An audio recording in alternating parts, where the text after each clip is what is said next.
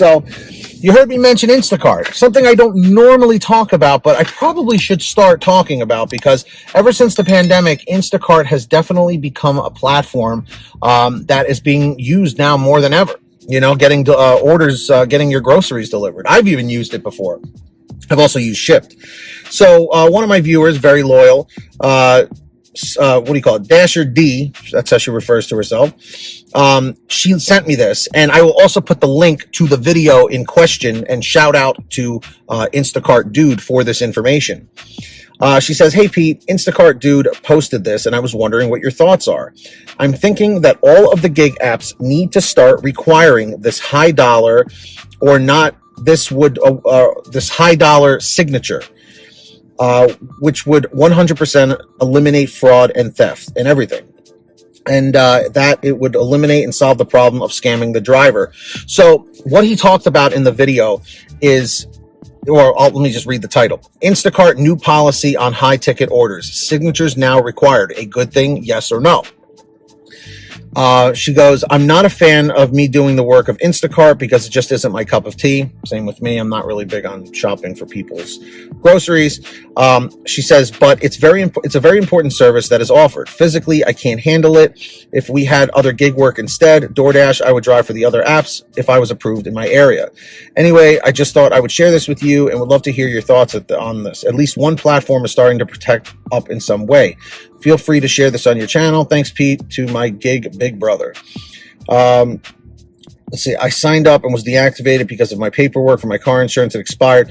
Oh, so you had the issue with the checker thing as well, I'm assuming, with the driver's license and car insurance and stuff. Okay.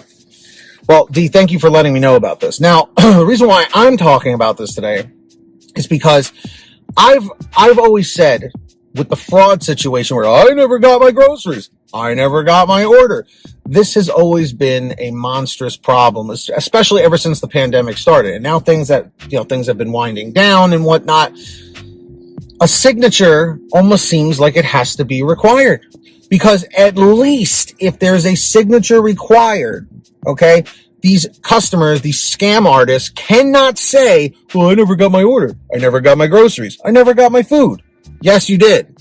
Even with drivers taking pictures, it's still turning into an issue. Okay. And I have a huge problem with that. Now, when we've talked about signatures in the past, people are like, "Well, I don't want to do that. And, because of COVID, you don't want to be in front of people." There's got to be some way that we can find a happy medium, because again, what does DoorDash, what does Instacart, what does GrubHub, what does Uber Eats care if they're deactivating drivers? Well, it's like, well, it's the customer's word against yours, so we're going to side with the customer. They almost always side with the customer. And I'll tell you right now, another way that they need to cut down on the fraud, other than just the signatures, is they got to start deactivating customers' accounts. Even though a lot of them are just signing up with new emails and new phone numbers and new addresses and whatnot, and they're just remaking accounts, keep deactivating them. Or at least if there's an address that we see that keeps causing problems, blacklist that address or something like that on the app. Because it's absolutely ridiculous that drivers are the ones that have to take the loss. Because I cannot tell you, I'm still, to this day of you watching this video, I am still getting emails from people saying, "Pete, I was deactivated for fraud." The new drivers contacting, "Pete, I was deactivated for fraud. They said that customers didn't get their order. I don't know what's going on. I know I definitely dropped it off." It ain't right. It's not right, guys, and something needs to be done. It's literally getting to the point now where they're requiring signatures now on Instacart orders, and it's only a matter of time until DoorDash or GrubHub or Uber Eats starts requiring a similar thing. Now, you might also say, "Well, Pete, Uber Eats has been doing the PIN code thing." Yeah, it's a start, but not every order is like that. And DoorDash, being the titan of all of them, is not using this either. Now, is this going to cause an extra headache for drivers? More than likely. But it's crazy that because customers are committing so much fraud, that these are the things we have to do. Okay, this is why Dino, from Saying It Like It Is, says about how horrible things have gotten, because it's true. It was not like this 4 years ago when we both started. I think Dino said he started a little bit after me. I'm just curious, in the chat or the comments down below, when did you guys start working in the gig economy? Was it, recently? Was it a year, 2 years, 3 years? Let me know down below in the comments or the chat. Because again, I started in June 2017 and none of these things were an issue. Like literally none of them. So let me know your thoughts down below. Also, make sure you guys are all subscribed to my other channel, Team PTD.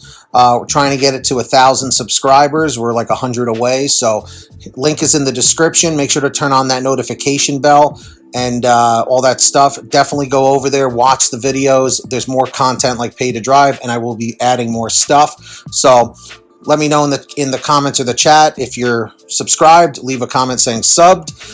There are all the names right here on your screen of our current patrons as of the current moment of this video being made. So huge shout outs to all of them.